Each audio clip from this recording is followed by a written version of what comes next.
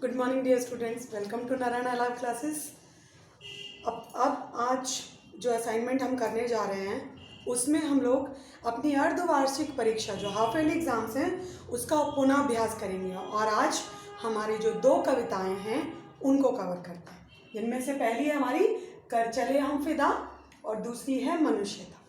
उसी से संबंधित पुनः अभ्यास से संबंधित प्रश्नों को हम लोग हल करेंगे। तो चलिए शुरू करते हैं। हमारा पहला प्रश्न है, मनुष्यता कविता में सबसे बड़ा विवेक क्या माना जाता है? कविता में कौन सी ऐसी चीज़ है, कौन सा ऐसा गुण है जिसको सबसे बड़ा विवेक यानी कि गुण माना गया है?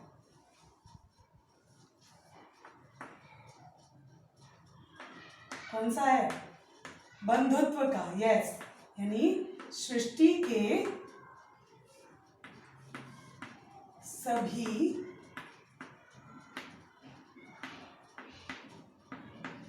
मनुष्यों को अपना बंधु, या हम लोग बंधु भी कहते हैं और मित्र भी कहते हैं, बंधु, सखा, मित्र आदि, मानना ही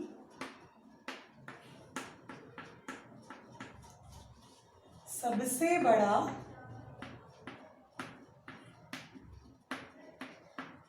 विवेक। विवेक मतलब गुण के लिए कहा जाता है।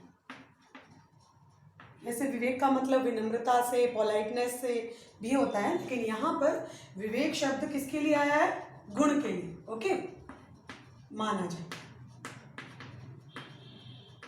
हमारा दूसरा शब्द है कि व्यक्ति की मृत्यु कैसे होनी चाहिए। अब इसके लिए कौन सा प्रश्न करेगा? मीन्स आखिर जब कोई भी व्यक्ति की मृत्यु हो, कोई भी व्यक्ति मृत्यु को प्राप्त होता है, उसमें ऐसी क्या खासियत होनी चाहिए? यस, जब अच्छे काम करते हैं लोग तो उनकी मृत्यु के बाद भी लोग उन्हें याद करते हैं। तो व्यक्ति की मृत्यु ऐसी होनी चाहिए जिससे कि मरने के बाद भी लोग उन्हें उनके अच्छे कर्मों के लिए यानी कि सत कर्मों के लिए याद करें। व्यक्ति की मृत्यु ऐसी होनी चाहिए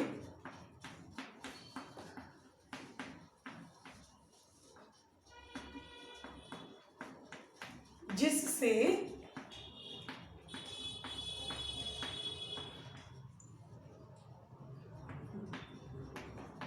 उसके जाने के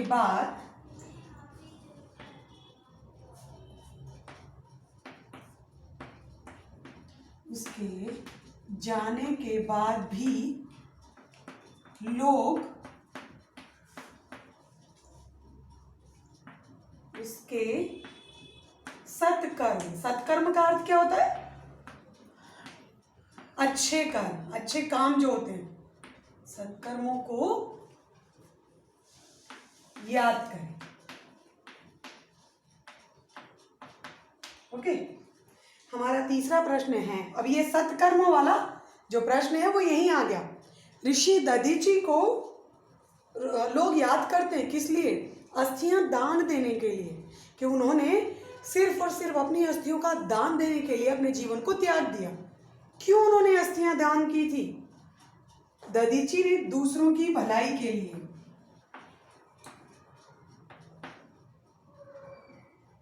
ऋषि दधीची ने दूसरों की भलाई के लिए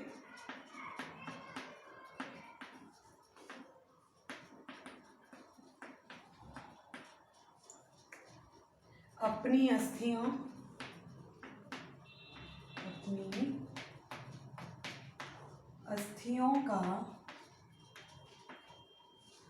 अस्थियों का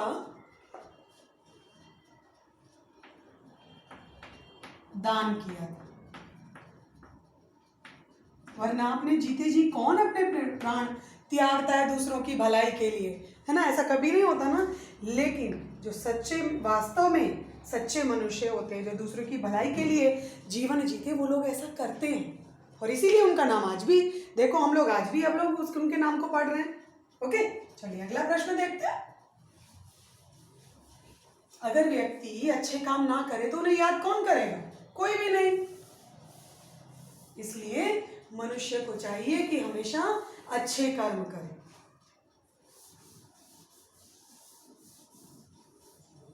हमारा चौथा प्रश्न है, भाग्यहीन कौन है? भाग्य तो सबका होता है, वो बात अलग है किसी का अच्छा या किसी का बुरा होता है। तो भाग्यहीन कौन होता है? किसको कहा जाता है? जो धैर्यहीन होता है, जिसमें पेशेंस नहीं होता। जो धैर्यहीन होता है वही भाग्यहीन होता है। अदरवाइज क्या होगा? पेशेंस रखेगा, वो धैर्य रखेगा, धीरज रखेगा और आने वाले समय के लिए इंतजार करेगा अपने कर्मों को करते हुए कि मेरा काम क्या है, अपने कार्य करते रहना, मेरे भाग्य में क्या है, उसके लिए वो इतना चिंतित नहीं होगा।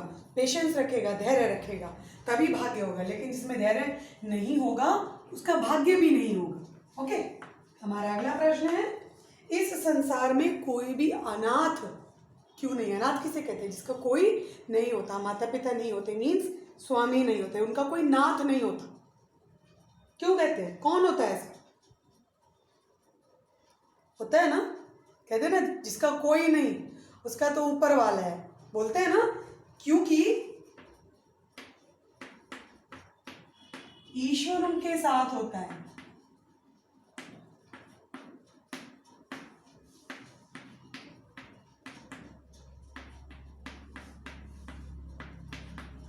इसलिए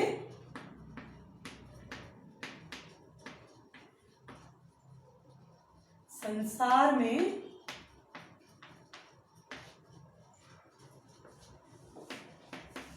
कोई अनाथ नहीं।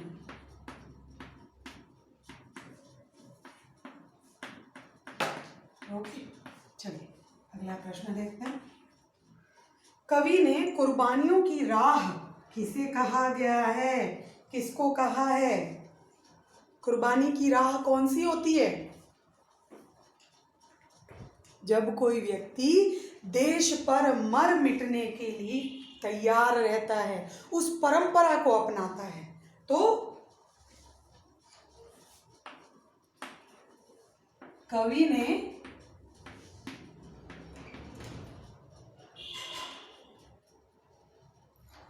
देश पर मर मिटने की परंपरा को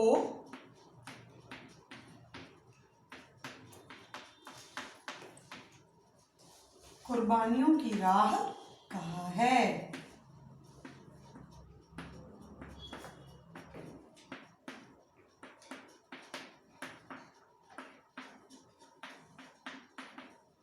ओके,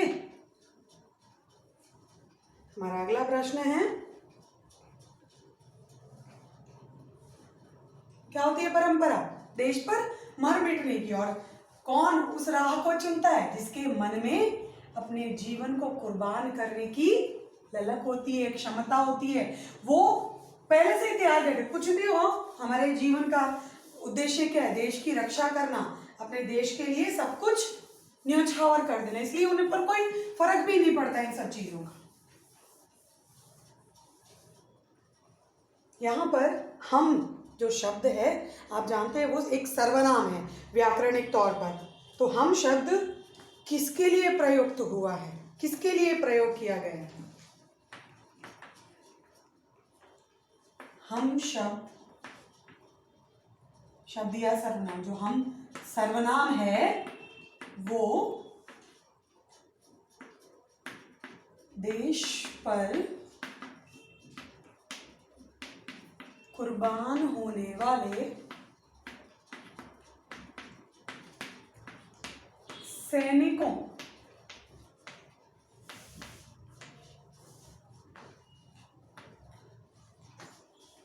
के लिए प्रयुक्त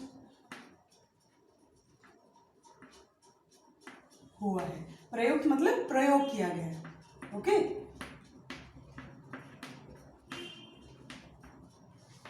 अगला प्रश्न है हमारा, सैनिक वतन को किसके हवाले करके जा रहे हैं? कर चले हम फिदा जानो तन साथियों, अब तुम्हारे हवाले वतन साथियों। तो सैनिक वतन को किसके हवाले करके जा रहे हैं? देशवासियों के हवाले।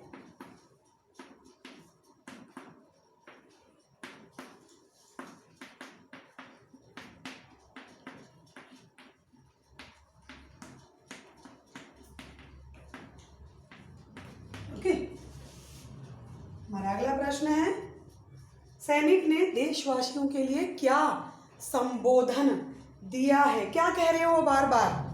अब तुम्हारे हवाले वतन साथियों। यस, तो संबोधन के लिए उन्होंने किस शब्द का प्रयोग किया है? साथियों शब्द का। सैनिकों ने देशवासियों को साथियों शब्द का संबोधन। संबोधन का मतलब क्या होता है? जिस नाम से हम किसी को बुलाते हैं। कोई कैसे क्या कहता है? अरे भाई सुनिए, मित्र सुनो, सखा सुनो, भाई साहब सुनिए। और कुछ लोग कहते हैं ओ हेलो, इस तरीके से भी बुलाते हैं। मीन्स किसी को भी संबोधित करना, जब हम किसी को पुकारते हैं। तो यहाँ पर कविता की पंक्ति में देशवासियों को किस नाम से बुलाया सैनिकों ने? साथियों के नाम से। ओके, हमारा अंतिम प्रश्न है, सैनिकों को इस बात का गम नहीं। वो कौन सी बात है? क्या बात है जिसका उन्हें दुख ही नहीं है? दुख की बात होगी, इसीलिए प्रश्न उठा है कि दुख की बात है, फिर भी उन्हें इस बात का गम या दुख नहीं है। क्या होता है बताइए? यस, सैनिकों को देश के लिए मर मिटने